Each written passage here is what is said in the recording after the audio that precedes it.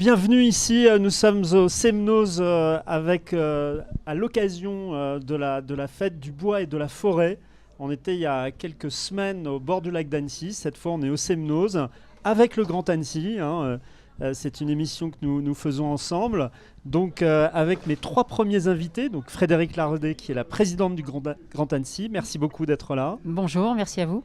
François Charvin, qui est l'organisateur de cette fête, qui est le président de J'aime la forêt. Il nous en parlera précisément. Et puis également Loïc Hervé, donc vice-président du Sénat, mais qui intervient comme aussi président ici des communes forestières. Il nous parlera exactement de ce que fait cette association pour les forêts. Avec plaisir. Tout d'abord, vous laissez la parole et puis nous présenter donc, le Grand Annecy. On est ici au Semnoz.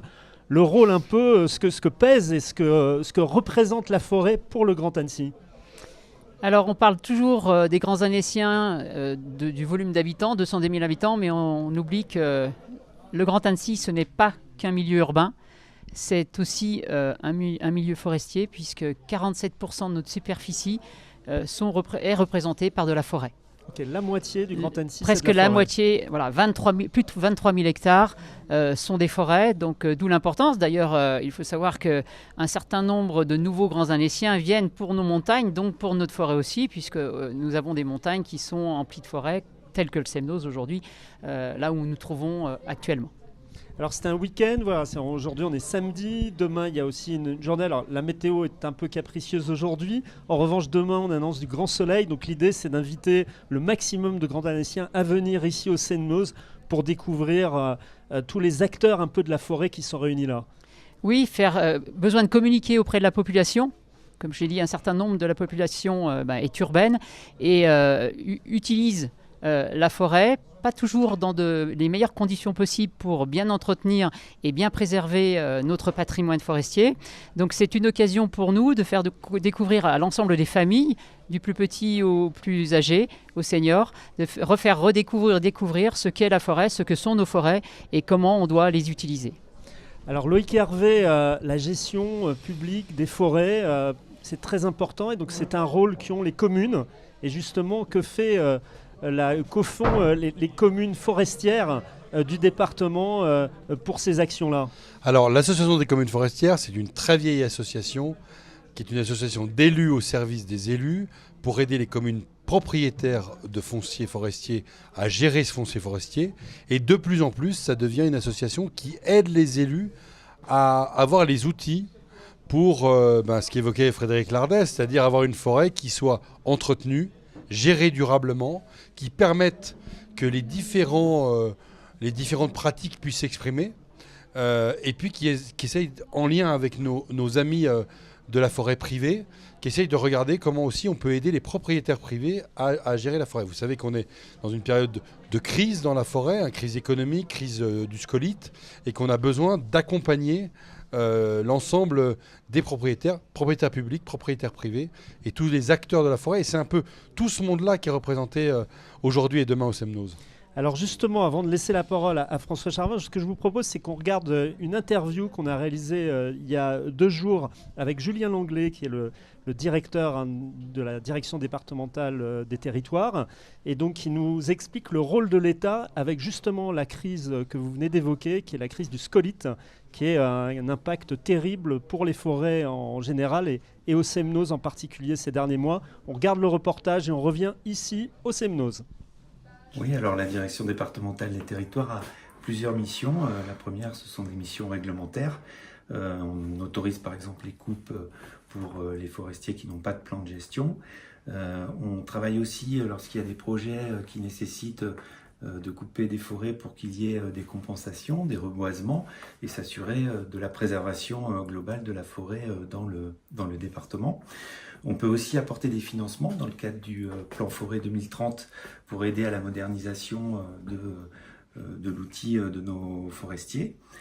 Et puis un phénomène nouveau, c'est le risque incendie qui devient avec le changement climatique de plus en plus prégnant.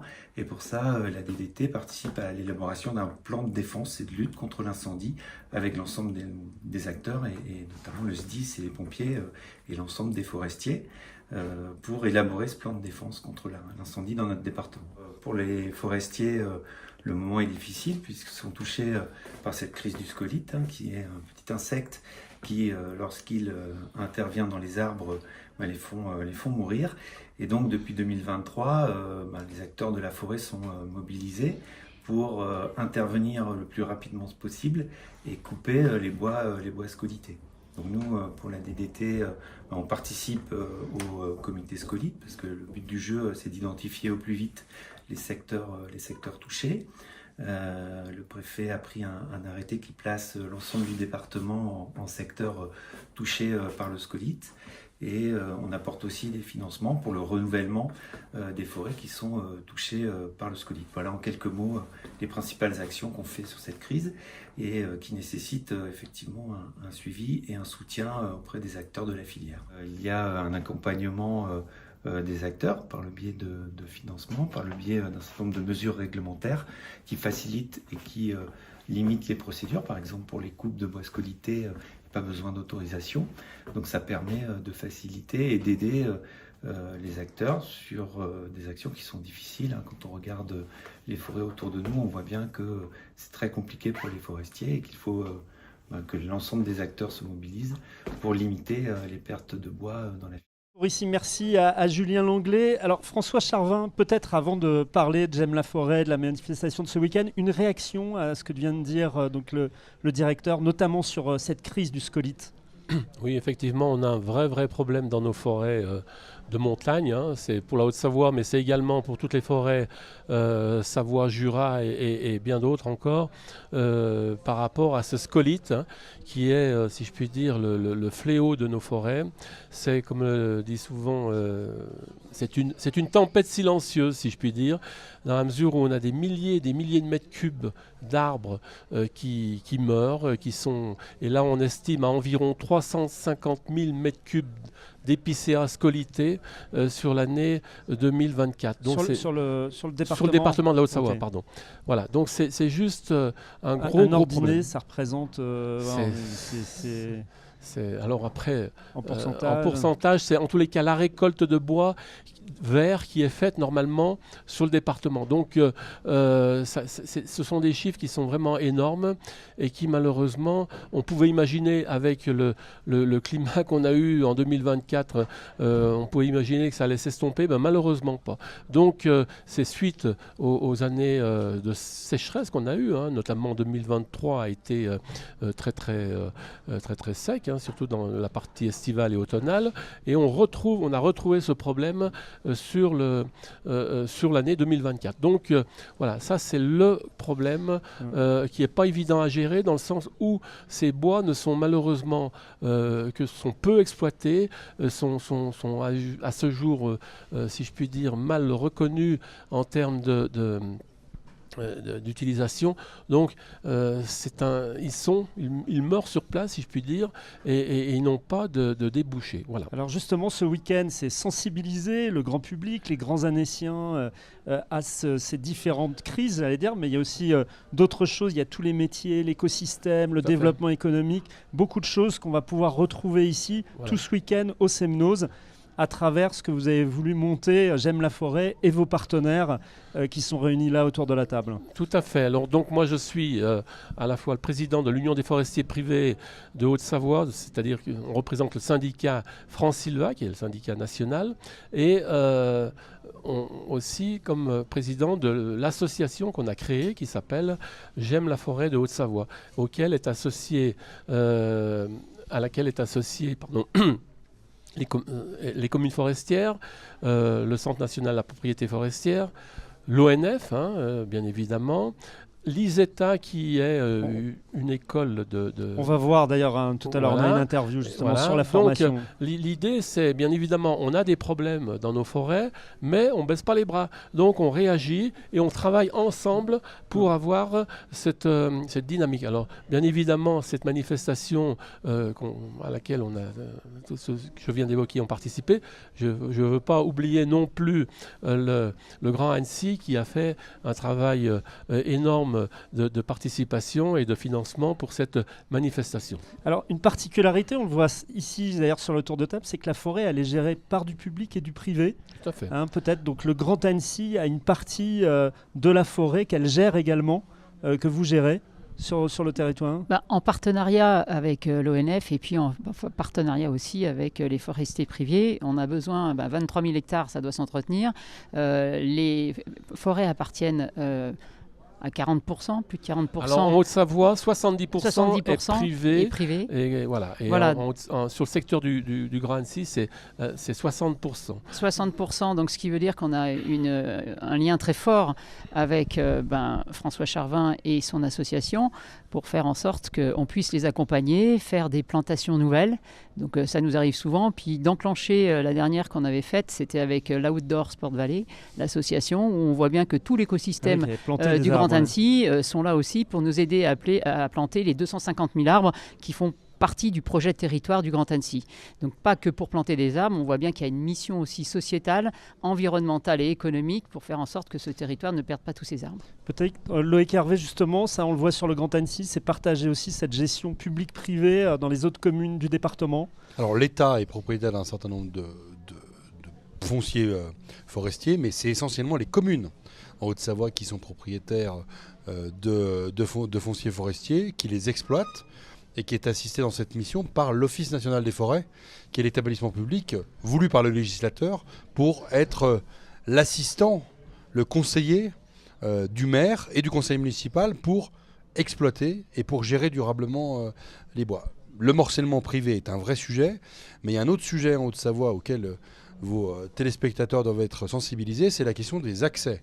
Puisque pour mobiliser le bois, pour construire, pour se chauffer, pour avoir une capacité d'avoir une forêt vivante, toujours vivante, eh bien, il y a nécessité, quand les bois sont mûrs, de les couper et de les transformer. Pour séquestrer le carbone, il faut couper le bois. Si on ne le coupe pas, l'arbre dépérit lui-même et il restitue le carbone à la nature. Donc, il faut bien avoir ça en tête.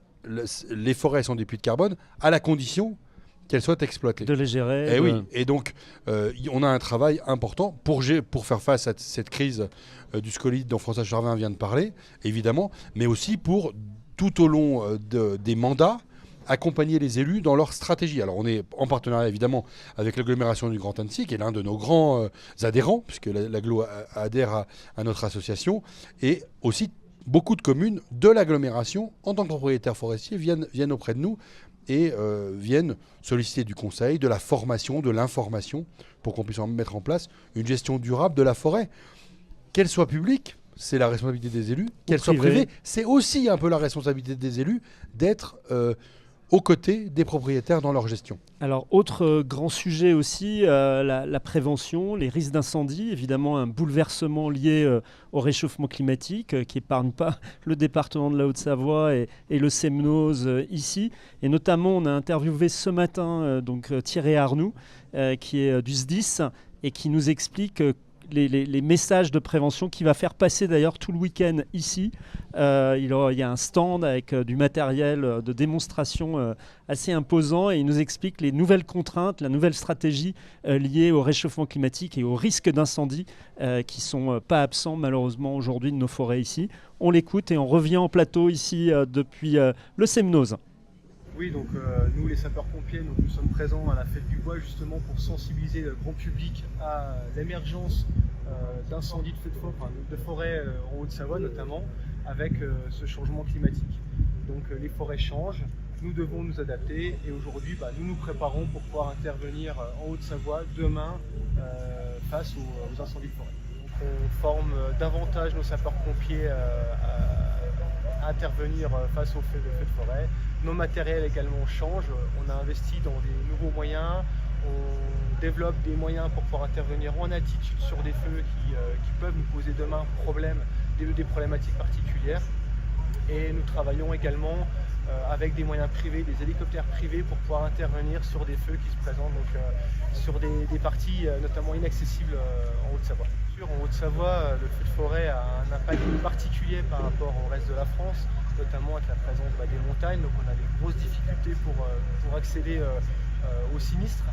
donc notamment en montagne et dans Semnoz particulièrement. Et bien sûr, l'affluence du public peut nous poser des problèmes, notamment des randonneurs l'été. Donc ce sera une grande vigilance pour nous sapeurs-pompiers lorsque nous intervenons, de savoir bien évidemment qu'il n'y ait pas de public à proximité d'incendie. Prudence, une grosse prudence, nos forêts changent, il y a un risque qui est de plus en plus présent en Haute-Savoie.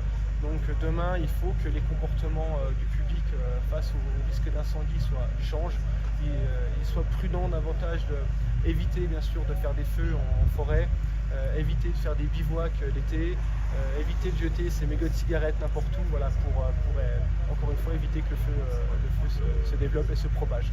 Un peu l'idée aussi de cette fête, hein, de passer ces messages de prévention. C'est cette idée, François, de cette organisation de ces 2 jours ici. Effectivement, alors même si malheureusement on a des journées pluvieuses, la tendance va vers des années beaucoup plus sèches et avec des risques incendies comme cela vient d'être évoqué. Donc c'est vrai que on est vraiment soucieux, et merci des initiatives qui sont prises, on est soucieux de cet avenir de nos forêts quant à sa, si je puis dire, à sa sécurité. Donc on a le problème de l'incendie, effectivement, qui va être présent malheureusement de plus en plus, et qui est malheureusement lié aussi à un manque d'accessibilité, hein, ça a été dit et c'est redit souvent, à nos forêts. Donc je puis dire, cette dégradation de nos forêts à travers ces attaques de scolytes, à travers ces dessèchements, favorise en plus, si je puis dire, ces risques d'incendie. Mais on doit être prévoyant et en tous les cas ne pas avoir un accès à ces forêts qui soit beaucoup plus marqué, parce qu'aujourd'hui c'est un vrai problème.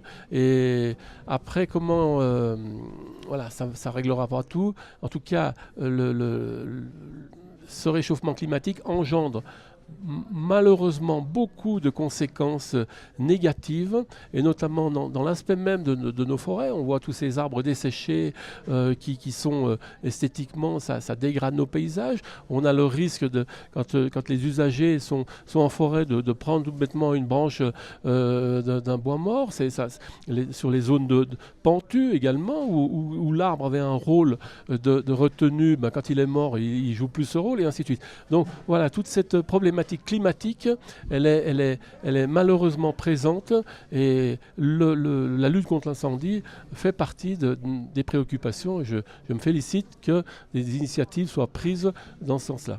Alors, on a dit, 2 jours de fête ici du bois et de la forêt, avec, on a parlé du SDIS, hein, donc des démonstrations, des ateliers, mais pas que. Il y a beaucoup d'acteurs que vous avez invités qui font il n'y a pas que des stands, il y a des ateliers pratiques, il y a des découvertes de la forêt, il y a beaucoup de monde, de bénévoles qui sont mobilisés. Un peu en conclusion, justement, nous dire, donner envie de venir dimanche ici au Semnoz. Alors c'est vrai que c'est une grosse manifestation, hein. On est déjà entre les exposants et les bénévoles, il y a en gros 170 personnes, hein, donc c'est pas rien.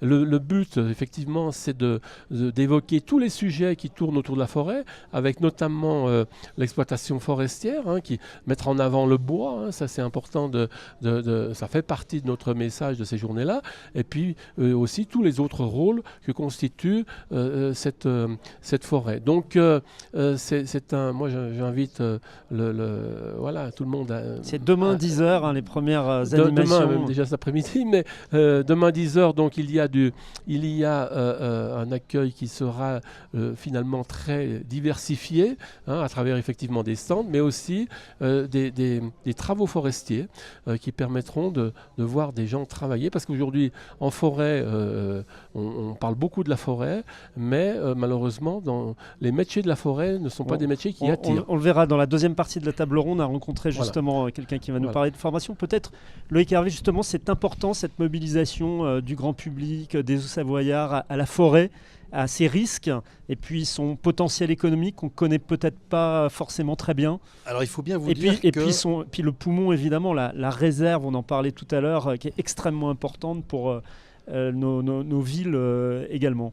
Bien sûr, dans cet événement, comme tout au long de l'année, la famille forestière est réunie. Elle est réunie dans une communion entre nous qui est très forte et qui fait qu'il n'y a pas de concurrence malsaine entre les acteurs publics et les acteurs locaux et que c'est la révélation cette fête de la forêt, cette 6e fête de la forêt, de ce que nous sommes capables de faire ensemble. Que le public-privé, ça peut marcher. Évidemment, ça marche très bien. Maintenant, ce qu'on attend, c'est de voir le grand public, vos téléspectateurs, qui vont venir cet après-midi ou demain, pour venir à la rencontre de tous ceux qui ont pris du temps sur un week-end pour expliquer ce qu'ils savent faire. Et du berceau au cercueil, l'être humain, il a besoin de la forêt. Non pas parce que le berceau est en bois et que le cercueil l'est souvent, mais qu'en réalité, la forêt apporte énormément à l'humanité. Et elle doit, en Haute-Savoie, apporter encore davantage. 90% du bois de construction en Haute-Savoie est importé. Et souvent importé de l'extérieur des frontières françaises. C'est un paradoxe qui devrait être insupportable pour nous-mêmes. Nous avons la capacité de mobiliser des bois, et pas seulement des bois de chauffage, mais des bois de construction, des bois d'œuvre, pour notamment la construction bois. Et donc ça, c'est nécessaire que cette filière bois puisse être présentée, défendue, mise en avant. Et si les maires ont un rôle à jouer dans la gestion de la forêt en amont de la filière, en réalité, ils ont un rôle à jouer dans toute la filière elle-même, y compris comme des donneurs d'ordre. Parce qu'on parle des publics et des privés, mais il y a les maîtres d'ouvrage publics, les maîtres d'ouvrage privés. Quand une commune construit un bâtiment public, quand un citoyen construit une maison, bon sang, mais qu'il le fasse en bois. Le bois et si possible, en bois local. Et donc ça, c'est vraiment les messages majeurs que nous donnons. Pour mettre un peu en difficulté cette espèce de culture romantique de la forêt qui consiste à avoir un tracteur forestier ou un bûcheron comme un ennemi de la forêt. C'est l'inverse. Ce sont ceux qui permettent de faire de la forêt une richesse pour l'être humain et je le redis, de séquestrer le carbone. Encore une fois, il y a des forêts de sénescence. Les forêts de sénescence, il y en a quelques-unes en Haute-Savoie. C'est des forêts dans lesquelles nous avons décidé collectivement de ne pas faire de travaux forestiers. Mais ça doit rester l'exception. L'essentiel de la forêt haut-savoyarde doit être une forêt gérée durablement et une forêt exploitée. Merci. Frédéric Lardet, on l'a vu, c'est vraiment un chiffre important de le redire à nos téléspectateurs. Quasiment 50% du territoire du Grand Annecy, c'est de la forêt. Et donc ça montre justement les obligations, la gestion de cette forêt. Et c'est pour ça aussi que vous avez voulu cette 6e édition de la fête du bois et de la forêt ici au Semnoz. Oui, tout à fait. 47%, mais aussi, comme le disait Loïc, c'est de la séquestration carbone. Mon quotidien en tant que présidente, pour baisser nos gaz à effet de serre, diminuer notre empreinte carbone, la forêt nous y accompagne puisqu'elle séquestre 11% de ces émissions. Donc pour nous, c'est un enjeu majeur de replanter pour faire que cette séquestration ne diminue pas, mais continue au moins à stagner, voire même à progresser. Ce sont nos enjeux. Ensuite, on parlait de risque incendie. L'agglomération accompagne ces 34 communes dans un futur plan de prévention des risques intercommunal où forcément l'enjeu forêt, risque d'incendie, est au cœur de ce plan de prévention. Nous avons, avant même de l'écrire et de rédiger un certain nombre de plans d'action, travaillé sur les feux de forêt, sur le Semnoz et sur le Mont-Verrier dès cette année, puisque en 2023, période de grande chaleur, nous avions eu un démarrage de feu, pas plus loin qu'ici, derrière le Semnoz, à Alève, sur le territoire du Grand Annecy. Donc le feu est à nos portes, c'est une réalité sur laquelle nous devons travailler. Et donc ces feux peuvent venir d'une cigarette, peuvent venir d'un bivouac.